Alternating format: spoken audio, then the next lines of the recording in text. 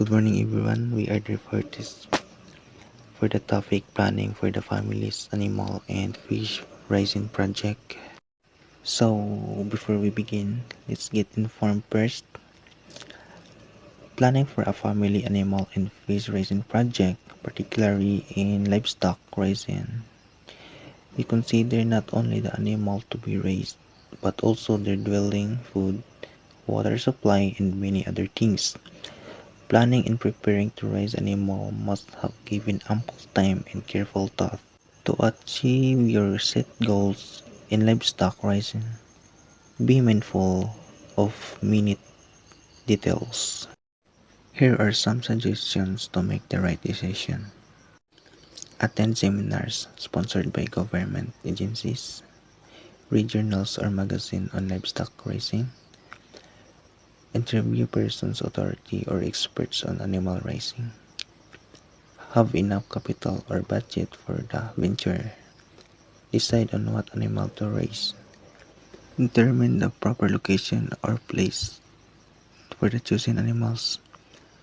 Ascertain sufficient food supply for the animals. Look into water system of the place.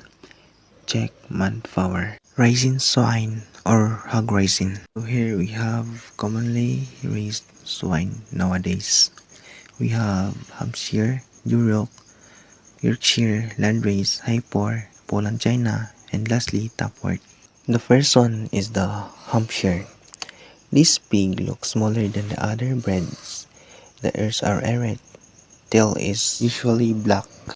The Hampshire hogs are noted for being well-muscled and rapid growers, or exhibiting good carcass quality when used as meat animals. When used as breeding stock, this type of breed have been praised for their capacity as mothers, having extra longevity in the sow. Next is Duroc. This breed comes from New Jersey. It has a dark red and golden yellow color. It is also good producer of milk and has good mothering characteristic. Duroc has an excellent meat yield thanks to its very good musculature. Its muscle depth and the depth of its fat and hams are associated with an extramuscular fat percent of more than 3%. And next is Yorkshire. This breed is commonly raised in Canada. It has large ears with white and black spot. This breed is good source of meat for making bacon. Known for being quite good mothers, they grow well in confined or concentrated conditions and each litter is quite large. Known for having a good back fat and lean meat and easygoing dominor. Next is Landrace. This breed comes from Denmark. It has white hair and skin. It is a large in size and covers much of its face. Its meat is best for making bacon, ham, and pork chop. Landrace breed is promoted on its ability to cross well with other breeds. As well, Landrace breed are known for their length of body, high percentage of carcass weight in the ham, and ideal amount of finish. Landrace are prolific sow that follow large pigs and which are exceptionally heavy milkers.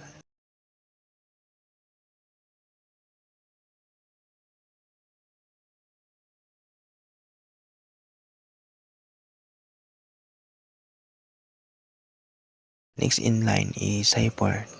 This breed has well-muscled back, well-developed ham, and high-quality carcass. Hyper pig hybrids are one of the modern, most widespread genotypes of industrial meat type of pig farms. Next is Poland China. This breed is black in color with white spot on its feet, tail, and face. Poland China is unbeatable among various breeds of swine for the characteristic of maximum weight at any given age. The Poland China are excellent feeders and they can readily under condition of good care and management. And lastly, the Tamworth. This breed has a long narrow head, long snout, and erect ears. The body is light and dark color. Its meat is best for making bacon. The Tamworth is highly adaptable and suit to both quality pork and bacon production. particularly in grazing operation. Feeding swine. Swine at different age level requires different feed types of given 2 to 3 times per day. Starter mash. This is given to 2 to 8 weeks old piglets. Growing mash. This is given to 2 to 6-month old piglets.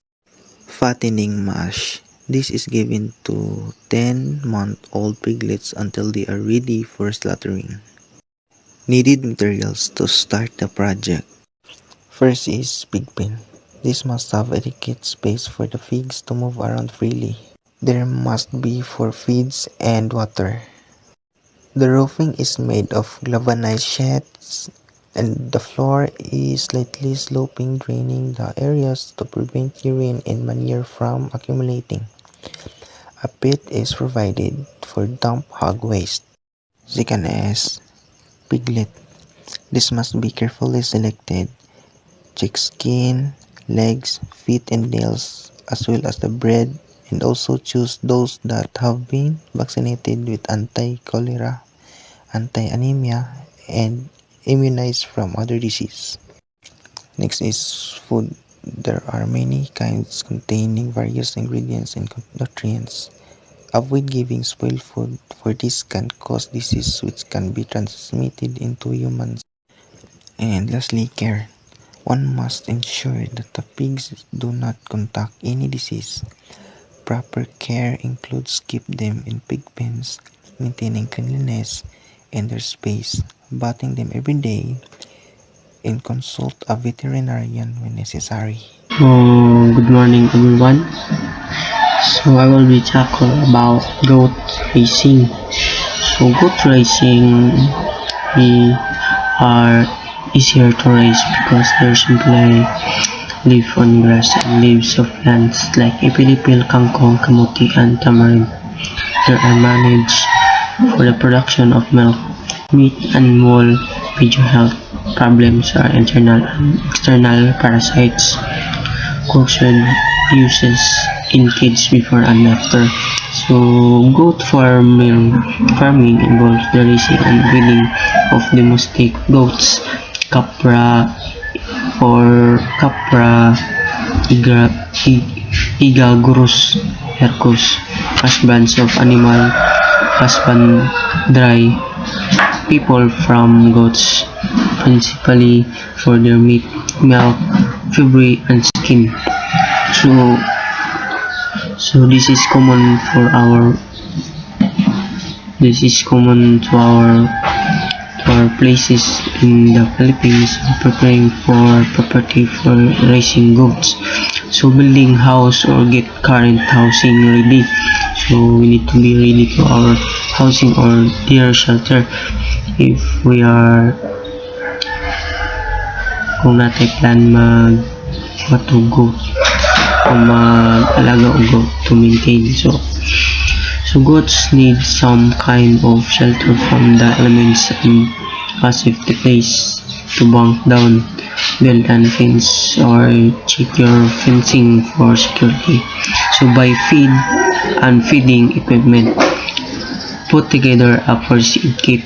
Goat proof your yard or pasture. So our responsibility to care our goat is we need to preparing the security of our goat. So the maintenance. So let's go to the type of goats. So the first one is Anglo-Nubian. The Anglo-Nubian is the best rated of the dairy goats breeds in Australia to hot conditions. So they have been used in breeding programs in many tropical countries to increase the milk and meat production of local breeds. So Anglo-Nubians are large, with those weighing at least 64 kilograms. So this is known in our country, in here in Philippines. So also the Anglo-Nubian. So makikita naman natin na may naghahalaga dito ng marami. So So the benefits of Anglo-Nubians is an all-purpose goat useful for meat, milk, and hide production. It is not a heavy milk producer but has a high average butter fat content between 4 and 5%. The Anglo-Nubian breeding season is much longer than that of the Swiss breeds, so it is possible to produce milk year-round. So the next one is Alpine goats. So Alpine goats, also known as French Alpine, is a breed of goat that originated in the Alps. This species produces the most common type of goat milk used for cheese, milk, and other dairy products. So the benefits of their milks is from 100% grass-fed cow is healthier than milk from grain-fed cows because it contains more of a number of key nutrients, including omega-3 fatty acids, beta-carotene, and conjugated or CEA. So the next one is Boer goats. So millions of Boer goats are raised across southern Africa as well as in Australia and New Zealand, the United States and Canada, the United Kingdom, and elsewhere. There are prizes for their size, rapidly gain, carcass quality, hardiness, and docility. So the benefits of their milks is goat milk has higher amounts of conjugated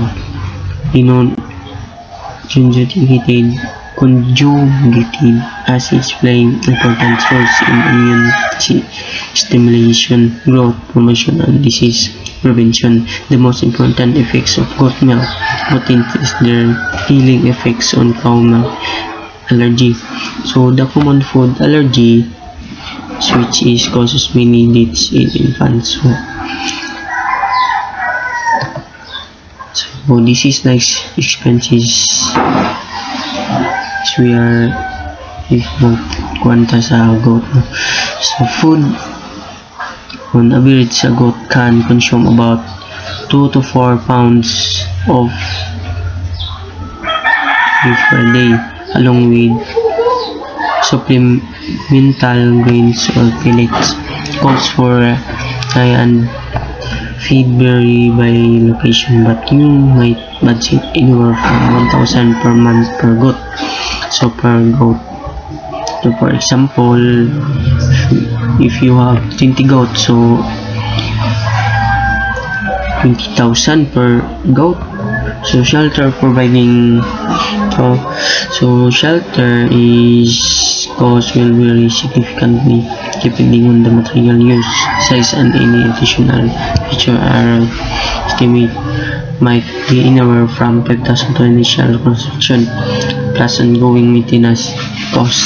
So 5,000 of shelter, so we need the shelter to our security on our goat. So vaccination and veterinary care. Annual vaccination and routine veterinary checkups are essential for goat health. Costs for vaccination and basic veterinary care can range from 5,000 per year per goat. So additional expenses there may include fencing, breeding, deworming, and medication, of streaming, and other supplies. So budgeting additional 5,000 per year for these expenses is a good starting point. So this is the sample income statement of raising goat. So baby goat, so 6,000 times 20 is equivalent to 100,000. So food, so dire na nagkuha ng atong paglagas nila is 1,000 times 84. So this 84 is 7 years, so good for 7 years.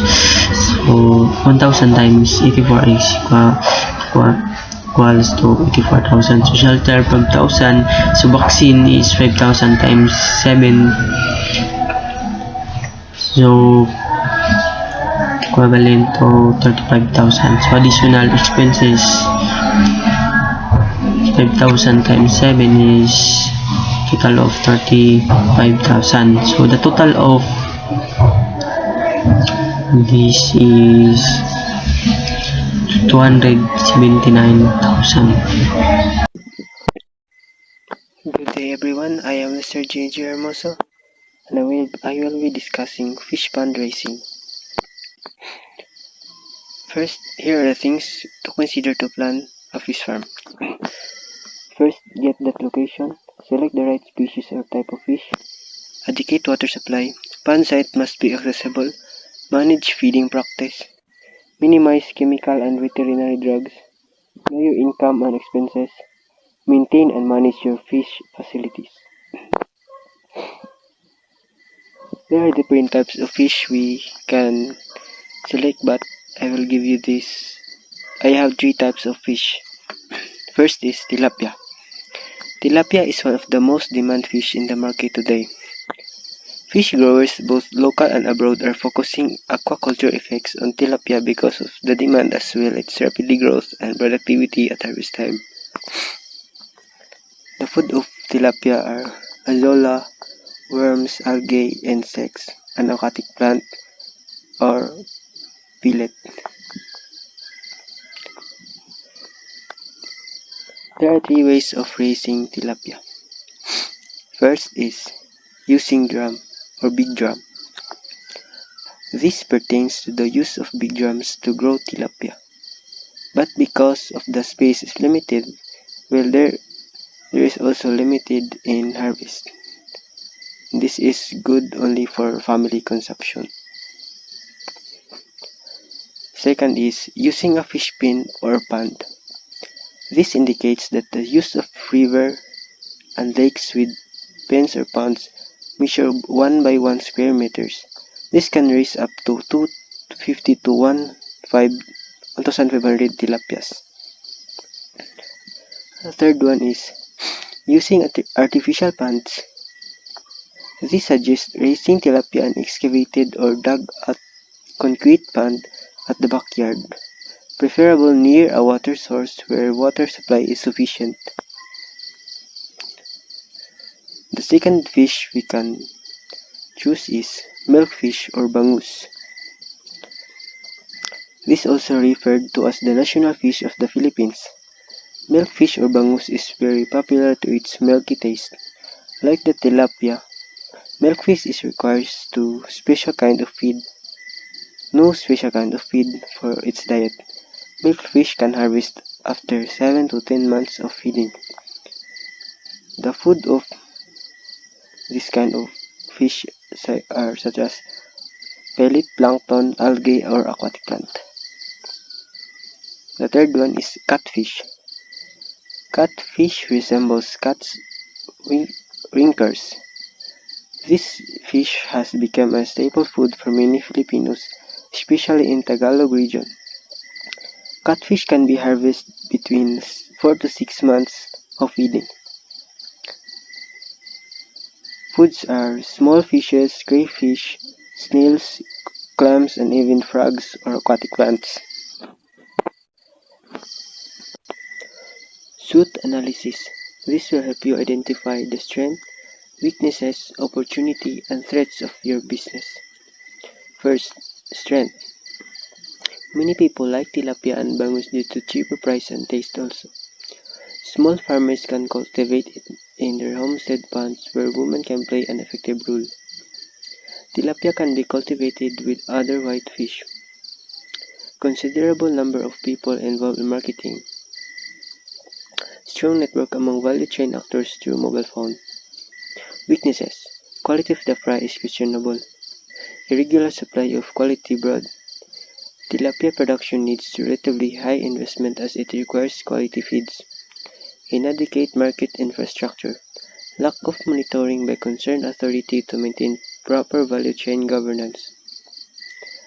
Opportunity: high demand in domestic market as well as international market. Greater employment opportunities. Increase in income of farmers and traders. Threats: increasing cost of feeds is serious threat. Non-availability of capital to small-scale stakeholders. Complex and traditional marketing system.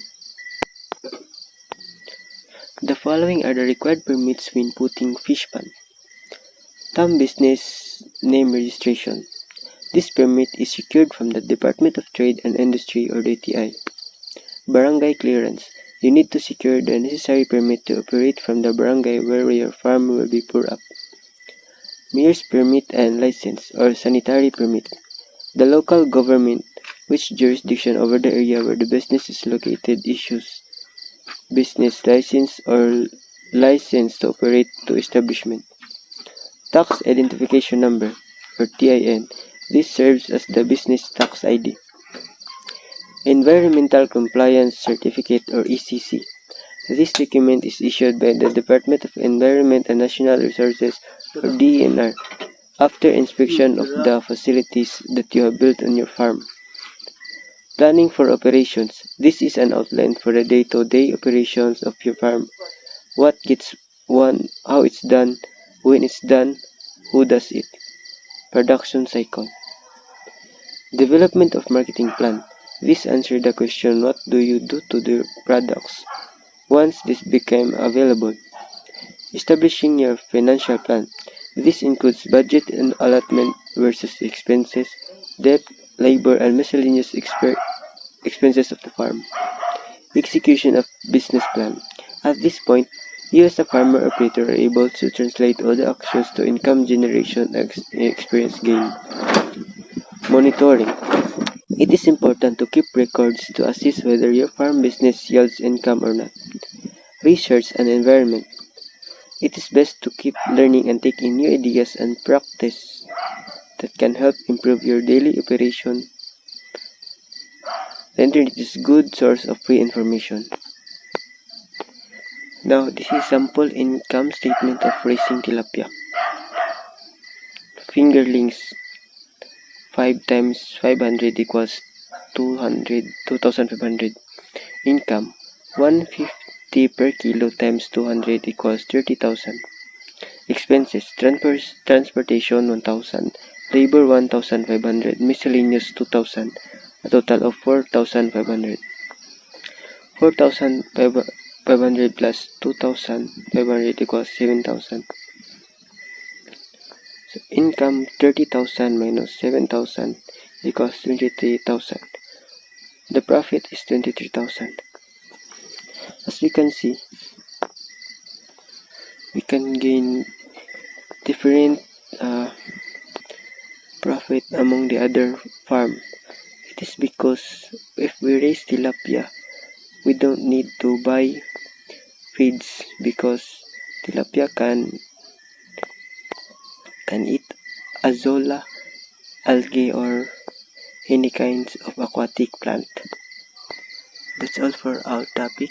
I hope you learn upon selecting and raising different kinds of farm animals. Thank you.